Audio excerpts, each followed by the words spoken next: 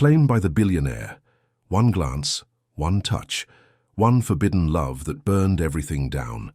The rain hammered against the floor-to-ceiling windows of the Manhattan penthouse as Sarah Chen pressed her face against the glass, watching the city blur through her tears. 24 hours ago she'd been nobody, a struggling single mother working double shifts at a diner in Queens, counting pennies to keep the lights on. Now she stood in a world that felt like a gilded cage, her heart shattered into pieces she wasn't sure could ever be put back together. It had started with a glance across a crowded coffee shop in Midtown. Sarah had been rushing between her morning shift at the diner and her afternoon job cleaning office buildings, her worn sneakers squeaking against the marble floor of the upscale cafe she'd ducked into to escape a sudden downpour. She'd ordered the cheapest thing on the menu, a small black coffee, and was fumbling for exact change when she felt someone watching her. When she looked up, her breath caught. The man at the corner table had the kind of presence that seemed to pull all the oxygen from the room. Dark hair perfectly styled, a jaw that could cut glass, and eyes the color of storm clouds that seemed to see straight through her. He was dressed in a suit that probably cost more than her rent, but there was something in his expression that wasn't cold or dismissive. It was curious, almost vulnerable. Their eyes met for exactly 3 seconds. Sarah felt heat bloom across her cheeks and quickly looked away, grabbing her coffee and heading for the door. But as she pushed through the glass entrance, she felt those storm-gray eyes following her. She didn't know then that the man was Alexander Hayes, heir to Hayes Industries, one of the most powerful conglomerates on the East Coast. She didn't know that he'd been sitting in that coffee shop for over an hour, trying to work up the courage to call off his engagement to Victoria Ashworth, a woman his family had handpicked for her pedigree and connections rather than love. What she did know was that when she got home to her cramped apartment in Queens that night, she couldn't stop thinking about those 3 seconds. Her 8-year-old daughter, Emma, found her staring out the kitchen window instead of making dinner. "Mom, you look funny," Emma said, tugging on Sarah's apron, "like when you watch those romantic movies and get all dreamy." Sarah laughed, ruffling Emma's dark hair. "Just tired, sweetheart. How about mac and cheese tonight?" But as she opened the box of generic pasta, she wondered what it would be like to be the kind of woman who belonged in that upscale cafe, who could order whatever she wanted without counting dollars and cents. The next day, Alexander Hayes walked into Murphy's diner. Sarah nearly dropped the coffee pot when she saw him slide into a booth by the window, looking completely out of place among the construction workers and cab drivers who made up their usual lunch crowd. He was still wearing an expensive suit, but he'd loosened his tie, and there was something almost boyish about the way he studied the laminated menu. "You gonna take his order, or should I?" asked Rita, the other waitress, nudging Sarah with her elbow. "Because, honey, sure that man is looking at you like you're the daily special." Sarah's hands shook as she approached his table. "What can I get you?" "Coffee," he said, and his voice was deeper than she'd imagined. "And whatever you recommend." "The meatloaf's good," she managed. "Comes with mashed potatoes and green beans." "Perfect." He closed the menu and looked up at her. "I'm Alex, by the way." "Sarah." The name came out as barely a whisper. "Well, Sarah," he said, and the way he said her name made something flutter in her chest. "I have to ask, do you always look like you're about to run away when someone tries to talk to you?" Despite her nerves, Sarah found herself smiling. Only when they looked like they could buy this place with their pocket change. Alex threw back his head and laughed. A real laugh, not the polite chuckle she'd expected. "Fair enough, though for the record, I probably couldn't afford this place. My accountant keeps me on a pretty tight leash."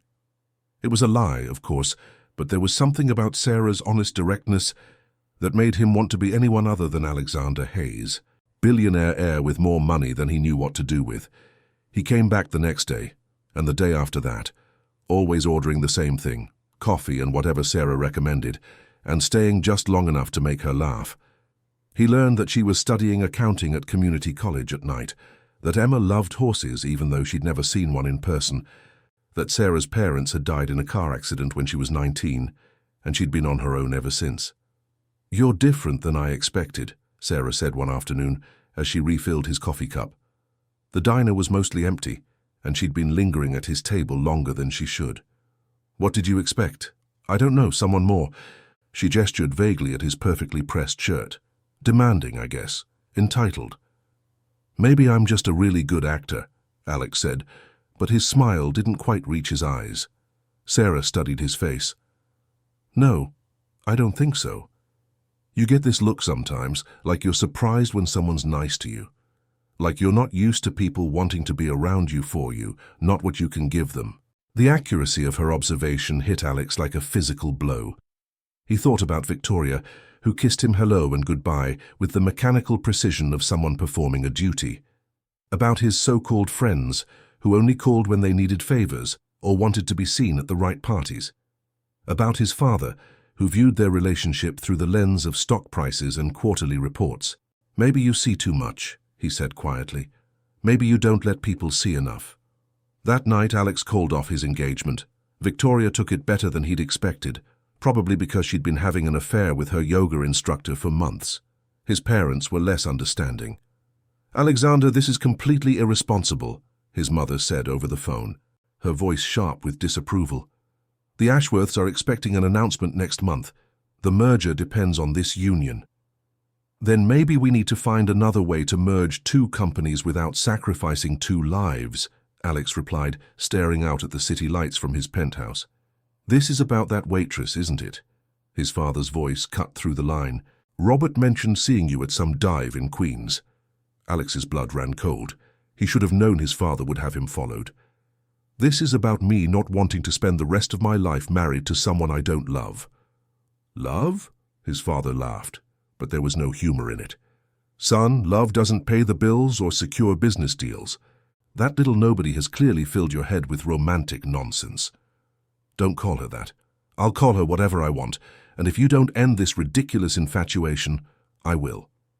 The line went dead, and Alex felt ice settle in his stomach. His father wasn't given to idle threats. The next afternoon at Murphy's Diner, Alex seemed distracted, checking his phone constantly and jumping every time the door chimed. "Everything okay?" Sarah asked, setting down his coffee. "Yeah, just—" He started to brush off her concern, then looked into her warm brown eyes and felt something inside him crack open. "Can I ask you something?" "Sure." "If someone you cared about was in danger because of their connection to you, what would you do?" Sarah frowned. "I guess it would depend on the danger, but I think I'd rather face it together than face life alone." Before Alex could respond, the diner door opened and Victoria Ashworth walked in, her designer heels clicking against the linoleum floor like bullets. She was everything Sarah wasn't, tall, blonde, polished to perfection, and radiating the kind of confidence that came from never having to worry about money or social status. "There you are, darling," Victoria said, sliding into the booth across from Alex as if she belonged there. "Your father sent me to collect you." Sarah felt her stomach drop as she watched Alex's face go carefully blank. "Victoria, what are you doing here?" "Cleaning up your mess, apparently." Victoria's smile was sharp as she looked Sarah up and down with barely concealed disdain. "You must be the little distraction my fiancé has been playing with." "Ex-fiancé," Alex corrected, but his voice lacked conviction. "Oh, sweetheart, did you really think Daddy would let you throw away everything over some fantasy?" Victoria laughed, a sound like breaking glass. "He's already spoken to your waitress's employer. Amazing how quickly people can lose their jobs when the right pressure is applied." Sarah's face went white. "What are you talking about?" "Murphy's Diner will be closing at the end of the month," Victoria continued, examining her manicured nails. "Something about failing a health inspection. Such a shame." "You can't do that," Sarah whispered. "Sweetheart, we can do whatever we want. That's what money is for." Victoria turned her attention back to Alex. "The question is whether Alexander wants to keep playing this little game, or if he's ready to come home and honor his responsibilities." Alex looked between Victoria's smug expression and Sarah's stricken face, feeling the walls of his gilded cage closing in around him. "Sarah, I can explain." "You're engaged," Sarah said, the words coming out flat and emotionless. "You're engaged, and you've been lying to me for weeks. It's complicated." "No, it's not." Sarah untied her apron with shaking hands. "It's actually pretty simple. You're rich, I'm not. You have a fiancé. I don't have anything. And I was stupid enough to think that something real was happening here. She turned to walk away, but Alex caught her wrist. The touch sent electricity shooting up her arm, even as her heart was breaking. "Sarah, please, let me explain." She looked down at his hand on her wrist, then back up at his face. "Let go of me." The pain in her voice made him drop his hand immediately. Sarah walked toward the kitchen without looking back, leaving Alex alone with Victoria's triumphant smile. "Smart girl," Victoria said. "She knows when she's outclassed." But Alex barely heard her. All he could think about was the look of betrayal in Sarah's eyes and the way her voice had broken when she called him a liar, because that's exactly what he was. 3 days later, Alex stood outside Sarah's apartment building in the rain, holding a dozen white roses and rehearsing the speech he'd been writing in his head since she'd walked away from him. He'd spent 72 hours trying to figure out how to fix the mess he'd made, how to explain that he'd never meant to hurt her, that what they had was the most real thing in his life. But when Emma answered the door, her little face serious and sad, Alex felt his prepared words crumble. "Mum's not here," Emma said.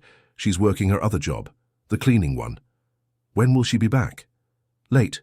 She's been working lots since the diner closed." Emma studied him with eyes that looked too old for her face. "Are you the reason Mom cries at night?"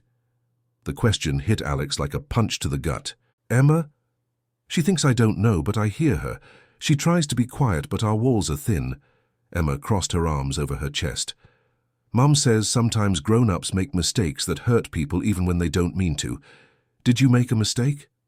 "Yeah," Alex said quietly. "A really big one." "Are you going to fix it?" "I'm trying to."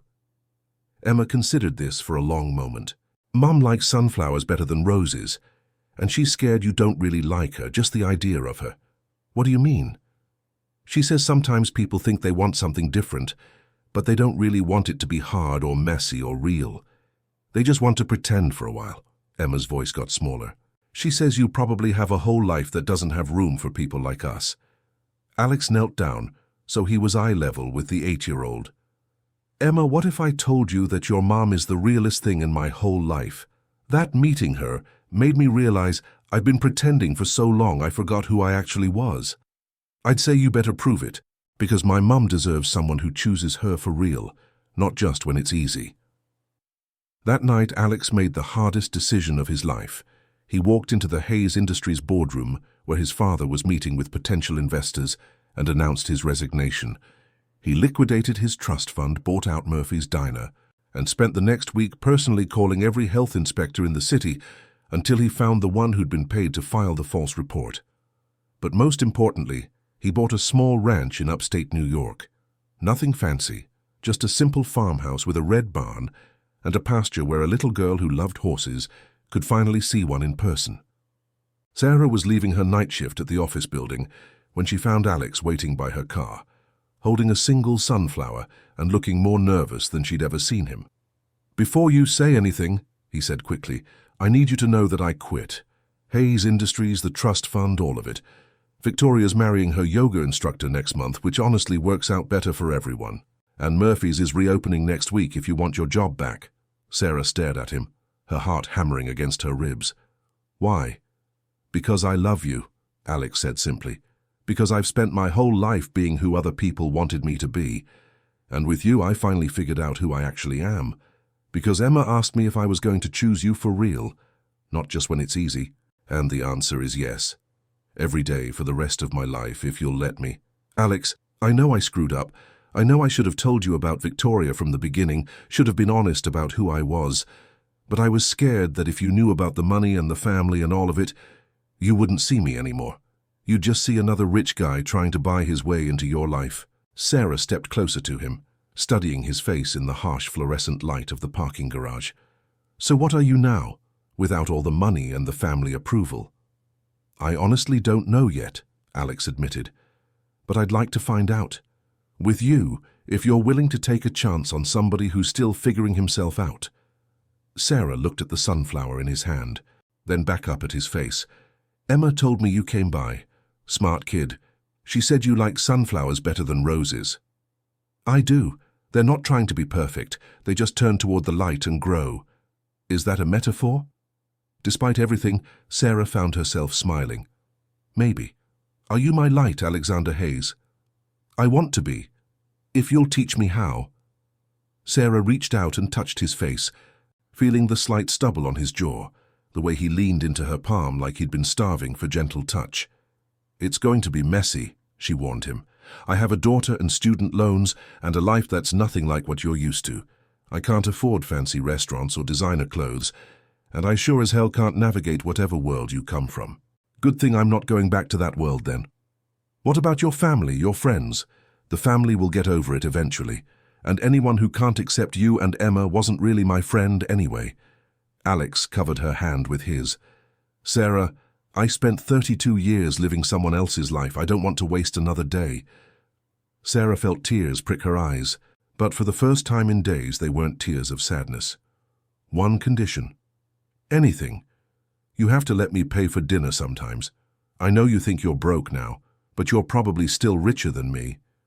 Alex laughed, pulling her closer. Deal. Though I should warn you, I have absolutely no idea how to live on a budget. Lucky for you, I'm an excellent teacher.